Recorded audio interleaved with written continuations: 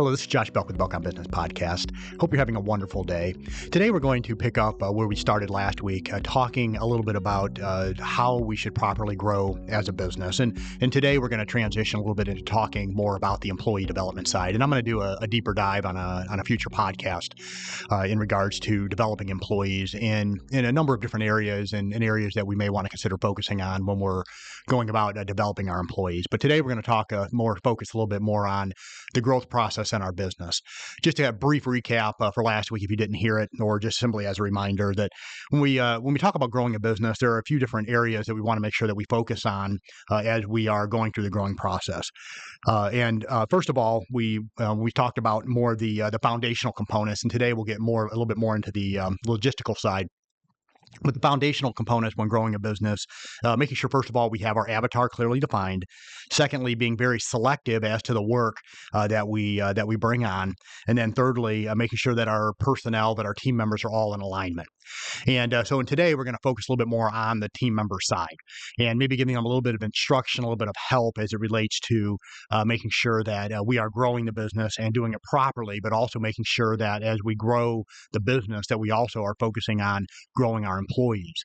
And we just finished having our weekly team meeting as we do on Monday. I'm recording this on a Monday. On Monday mornings, we meet as a team, and in your business, you probably too. You have kind of probably a weekly meeting with your team or with your department, and in those meetings, I always want to make sure that I'm kind of focusing on one or more of these areas, and that we talk a little bit about the development piece as well.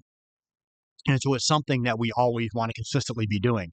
In our meeting this morning, we have the opportunity to take on yet more clients and another phase of growth. And so it's always kind of a reminder we need to make sure that we're working in these certain areas. And today we talk a little bit about making sure that our processes are a little bit more grounded, make sure that we're following our processes. Just some basic reminders there as we enter into this new phase of growth. So once the business is growing, and we've addressed many of those foundational components that I mentioned here a few minutes ago and talked about a little bit last week, that we really need to kind of begin to focus on the team members, especially, and making sure that we're growing them as during the process of growing the business as well. So one of the first areas that you're going to want to take a look at, and it's something I know even in my businesses that we constantly have to be looking at, is making sure that you're kind of dealing with the struggle of, do I take on fewer higher paying clients, or do I take on a lot more kind of a lower level type paying clients? Now, it doesn't mean that one direction is better than the other. It's just simply a decision that you're going to want to make. Is your business going to be a little bit more of a boutique type of a business, to where it's very, very clearly defined, and you know exactly the type of client that you're going to want to bring on? You have a higher price point, you have higher quality products, or are you going to be at the other end of the spectrum? Okay, are you going to be kind of more of a Walmart mentality? You're going to get stuff as cheaply as possible, try to sell it all on volume, and not focus as much on kind of more of that higher paying type of a clientele. And like I said, one is not right or wrong. Of course, we have our preferences in the way that we go about doing our shopping, or the way that we go about engaging maybe certain professionals that may come alongside us and help us. We may be looking more for kind of a price point over quality, but whatever the case may be, you want to make sure that is clearly defined. So going back to what we talked a little bit about last week, is that avatar. And so that particular avatar has to be constantly communicated, and then also discussed with your team. And so when it comes to whether it's if you have a sales team and they're the ones that are kind of doing the determination of whether or not this particular client or this customer is going to be one that is a good fit for us, or is it one of those things that you're going to be just kind of driving your sales team to say, okay, you know what, we're more about quantity, and so that's going to have a little bit of a different training perspective. So regardless of what direction that you're wanting to go, you need to make sure that you're developing your team members accordingly. And I think also it's one of those things that you can't do both. And so that also has to be part of this process as well when you're developing your employees. So answering or addressing the question, or a similar type of a question of, are we going to have fewer higher paying clients, or do we want many lower paying clients? If you're trying to take both of them on, it's going to become a real distraction. So the owners and sales team must clearly understand who does and who does not meet kind of that criteria, or that avatar. And so this is going to be kind of one of those things you need to communicate this with your team, have those conversations. Okay, well, I talked to this prospective customer. This is kind of what's going on. Do you think that this is somebody that we do or don't want to take on?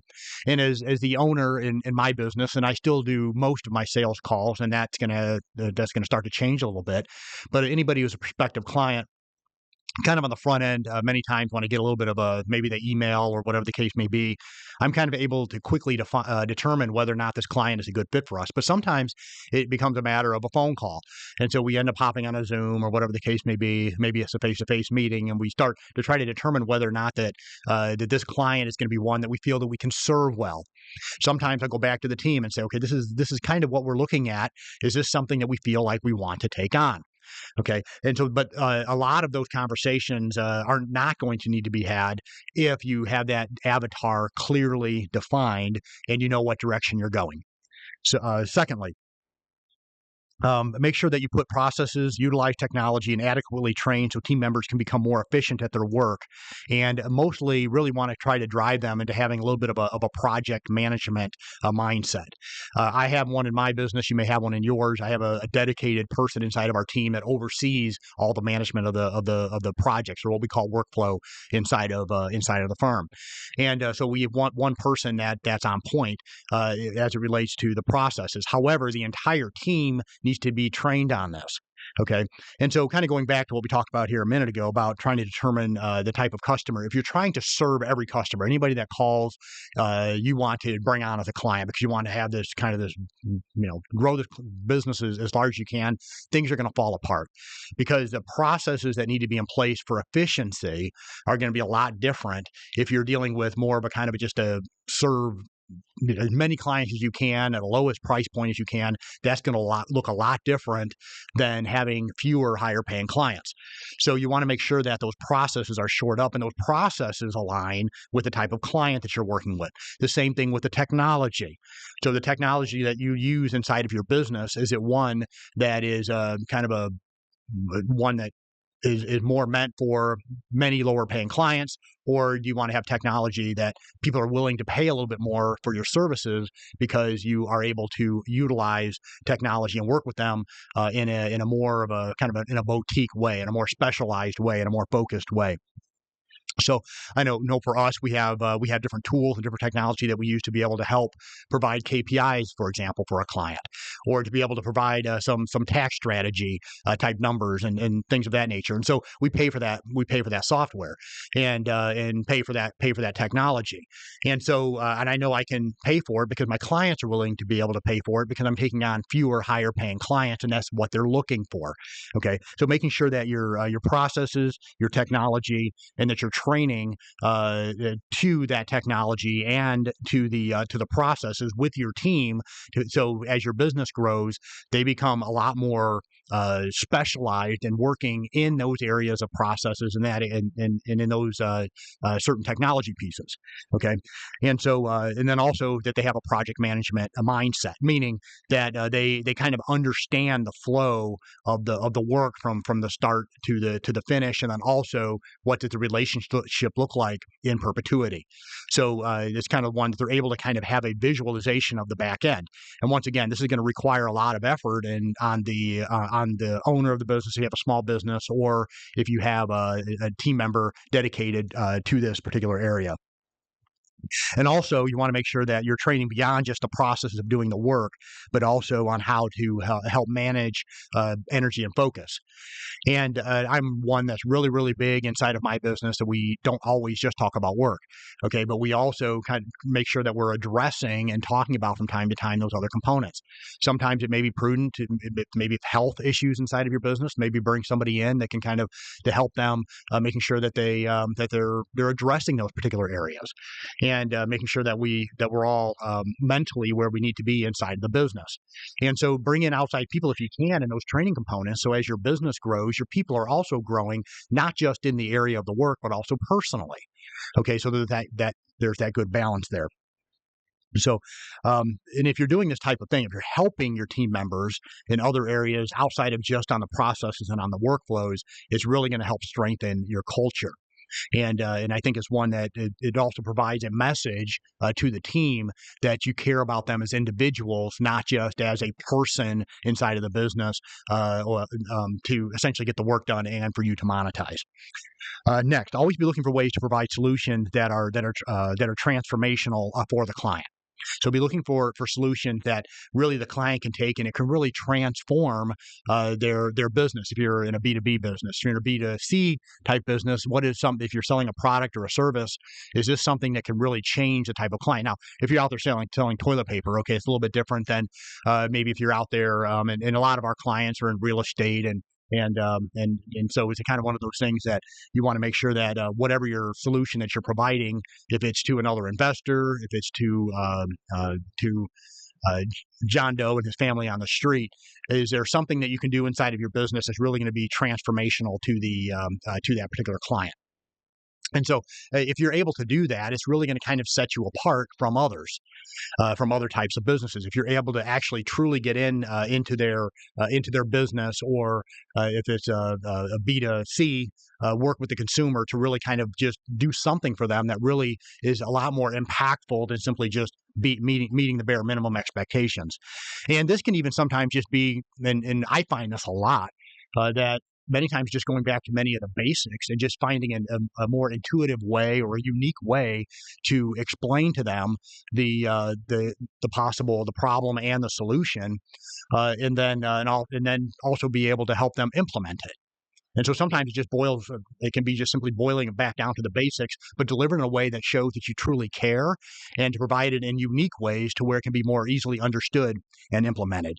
So it doesn't have to be this kind of this unique, great thing that comes. It can just really just be doing some of the same things that others are doing, but just doing it in a better way, in a more unique way, and in a way that it really shows that you care about your customer. And then lastly, make sure that you're establishing performance metrics to gauge client satisfaction. So, and that can look at many different ways. I mean, you can think of, surveys going out to clients. I don't know how many of those actually would ever get completed, but I think a lot of times it can just simply go through the process of just having conversations. And so if you have kind of regular types of meetings with your clients or with your customers, simply ask them if it's a transactional type of a relationship, to make sure you have that conversation. Is there anything that we could have done better? Can you give us some feedback? Did you have a good customer experience? Things of that nature, and just to be regularly having those types of dialogue with your client, and then also be kind of carefully reading through emails. Many times, if you have a type of business where your clients are communicating through emails, you can really kind of sense whether or not that client feels like they're satisfied or not. Okay. And this goes well beyond just asking for a review and all these other types of things that everyone else is doing, but really getting to the point of showing a level of care to where you have a meaningful conversation with your customer, with your client, and then communicating that back to the rest of the team. Understanding, hey, this is one area that the client's really thinking we're doing a good job, and this is an area where we feel like we need to work on.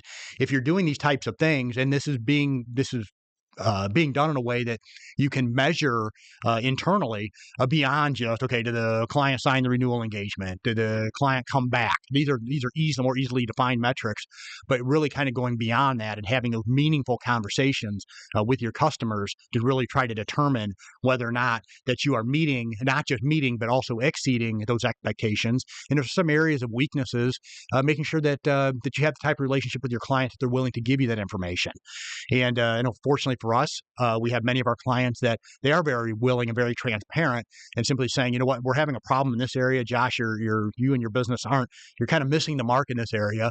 And then, or hey, if you could really do this, it could really be helpful to us.